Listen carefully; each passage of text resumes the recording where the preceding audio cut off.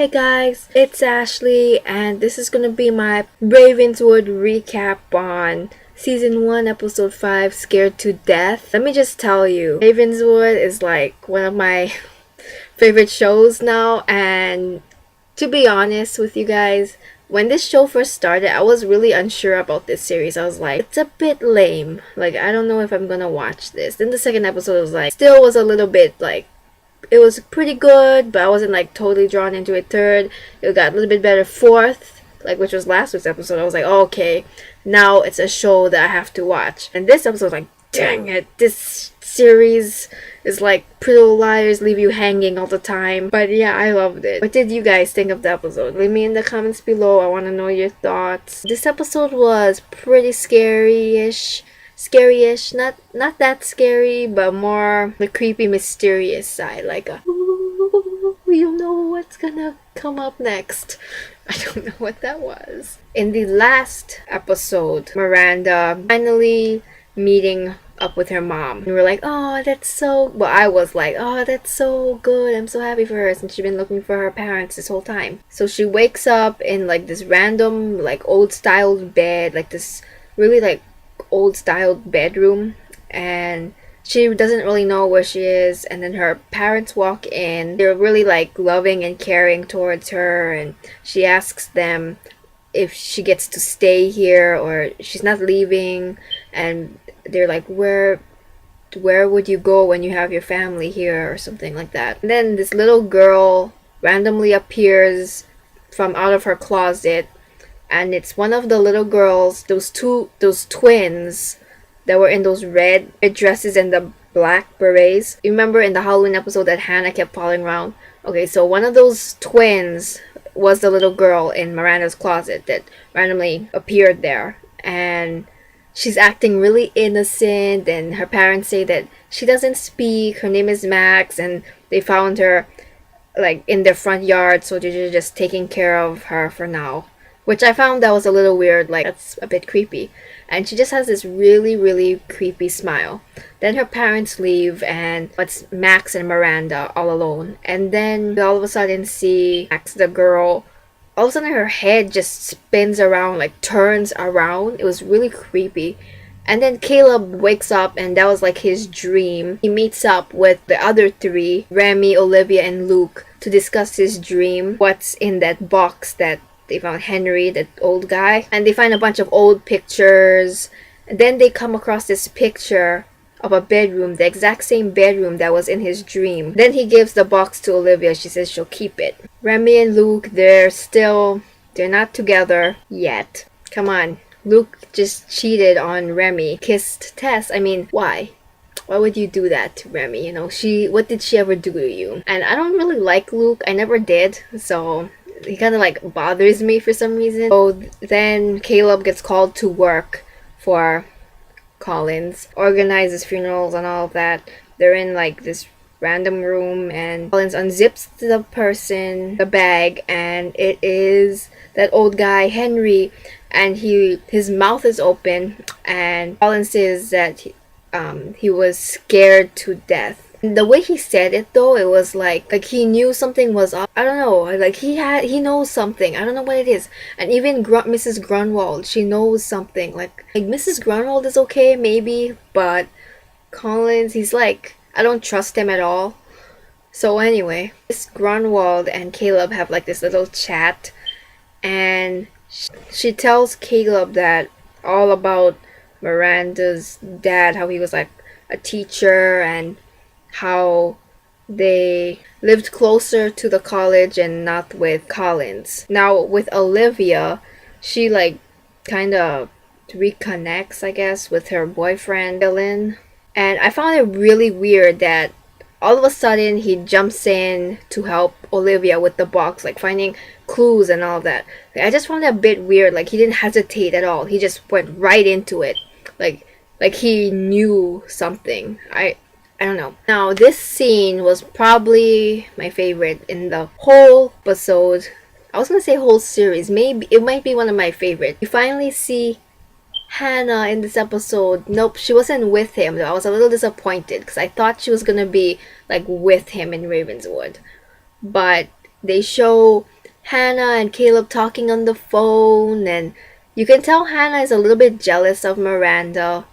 I have a feeling she doesn't know that Miranda died because she was asking him, "Oh, are you gonna bring Miranda home too?" And she sounded really jealous. And then he says that he loves her, and she tells him that she's gonna make plans for them two to stay in Ravenswood Inn. But then he says that let's change the plans and for her to make plans for them at like Rosewood, like some kind of restaurant or something, and that he's coming home. No, I'm not sure about that because what I heard is that Hannah is gonna be in Ravenswood because isn't like Ashley Benson like shooting more episodes? So I have a feeling that he's not gonna go back home to Rosewood. I have another dream with Caleb and Miranda. He goes into that bedroom and he tries to warn Miranda that it's all a trap and Max is like not as adorable as she seems. And Miranda does not believe him at all, and then Max suddenly appears again, which I thought was really creepy, and she invites Max to sleep with her. Then Max crawls out of bed while Miranda's sleeping, and there's like these weird noises coming out from underneath the bed, and then she kind of just looks under there. Emmy is still sleepwalking, and she cuts her hand on a window because she was like breaking glass or something. And then the three other people help her, and she's in some kind of basement. And finally, Luke believes it's a curse. I mean, it's about time. I don't know, I just don't understand why he could have believed it earlier. I mean, the signs were there. And they realize they're at a basement that used to be a savings bank. And they find a hidden room in the basement. And while they're like trying to knock down the bricks with like a hammer, like a huge like hammer thing, we see Collins digging Miranda's grave up with Mrs. Grunwald by his side, and he's like, "You need to hurry now." And he's just digging like, and then he opens up the coffin and he cuts another piece of Miranda's hair off. Why would you? I don't get Collins at all. You know, like I don't get what he's trying to do with hair. Is it something to do with the curse? Is it like, I don't get that. Then we're back to the four of them, and they break down the wall and they see this couple that's like really like decomposed, and they were like dead and like in chairs. They look around and they find out that that couple sacrificed to themselves to try to bring back the original Miranda and Caleb back to life. And maybe it worked. Caleb can't believe it because he's like, I have a girlfriend, you know, I'm all with you guys on this, but he just can't. He's like, I'm me, I'm not the old Caleb. Remy tells him that it's pretty like surreal that both him and Miranda look like their ancestors. They also find a ring identical to Henry had that they found in the box. They found a marriage certificate that was the original Miranda and Caleb, the old Miranda and Caleb. And they found like a letter too, and it was a vow. And they found another letter before that in the box, I think, and it was their wedding vows.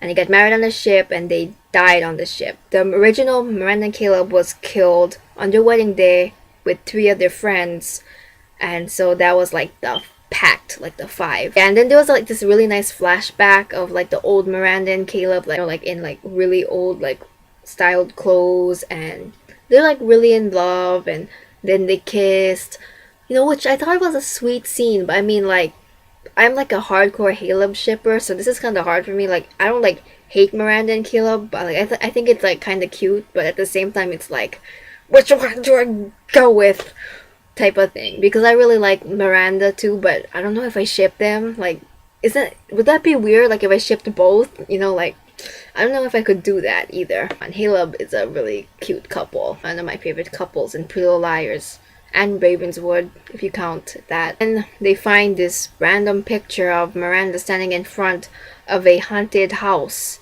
that, well, they believed that was haunted when they were kids, they would pass by and they would say it was haunted. Then they go in the haunted house, which was like, no, bad idea, but they have to go in. There was some really weird happenings in that creepy house. There was like this grandfather clock still ticking, which was pretty unbelievable because that was like a really old house, like 100 years old or maybe more than that, and that clock was still ticking. There were like lights flickering, there were candles going on and off. Then Max appears because they're looking for Miranda. They're calling Miranda. It says in an innocent voice, and then her voice goes really low, like a demon or something. It was like really scary. It was like, okay. And she says that Miranda's waiting for them, and then she starts like evilly laughing. It was really creepy. And then she randomly disappears, and then they can't get out of the house because the doors are locked and they can't find a way out of there. Everyone wants to leave except Caleb until he finds Miranda. He's like, no, we have to find Miranda. I'm not leaving until we find Miranda. Then we hear like this girl, Max, or like these girls. It sounded like more than one girl to me. Like, I don't know, it sounded like little kids or something, like singing some kind of like little kid song. It was really creepy. It was like, it was really creepy. It was like, then they go upstairs, go up to like one of the rooms, and then they find Miranda in that same room. I guess it was in the haunted house. Tell Miranda that she needs to get out of there because it's not what heaven is, or it's not like what she thinks it is, and her parents aren't real, and Max isn't real. Like, she's something else, but she doesn't really know what to do. And then Caleb opens the closet and he says that this was the escape way, the way out from his dream, so maybe it'll be like that in reality. So he opens the closet and there's like this, you could see outside, and you can jump down and get out of the house, and things start shaking and breaking, and the ceiling starts kind of collapsing, and everybody gets out except Caleb, and he doesn't want to leave without Miranda. And then Miranda's mom comes in the room and she says like, come on Miranda, we have to go now before it's too late, and doesn't know who to believe at first. And then this is the real test. She asks the mom about, remember when you taught me how to ride my bike at 3? And she said, oh yes honey, I remember every second of it.